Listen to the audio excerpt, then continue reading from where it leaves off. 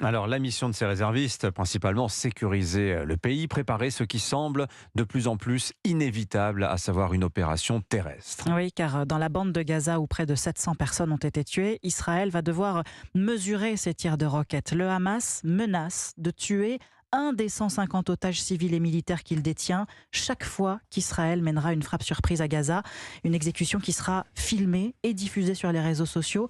Pour Tel Aviv, libérer ces otages est donc une priorité. Bonjour William Molinier. Bonjour Fanny. Spécialiste défense de la rédaction d'Europe 1. Parmi les unités chargées d'exfiltrer ces femmes, ces enfants, ces vieillards kidnappés par les terroristes, il y a la Sariyet Matkal. Oui, la plus discrète des forces spéciales de Tsahal, c'est l'unité d'élite de l'état-major israélien.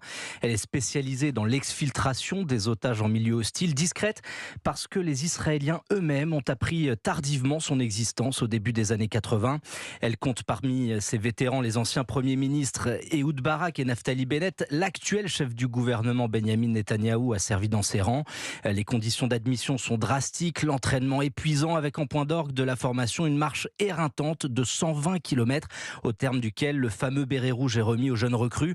Sa réputation est excellente, elle est capable de taper dans l'extrême profondeur, se souvient un général français qui a côtoyé ses chefs.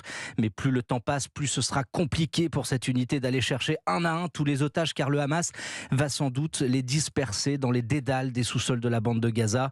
L'objectif de l'armée est donc de forcer les islamistes à changer régulièrement de position, à déplacer les otages et empêcher qu'ils ne s'installent durablement sous terre. Merci William Molinier. Noté hier soir la déclaration commune d'Emmanuel Macron et ses partenaires allemands, italiens, américains et britanniques. Rien, jamais ne justifie le terrorisme, ont-ils déclaré.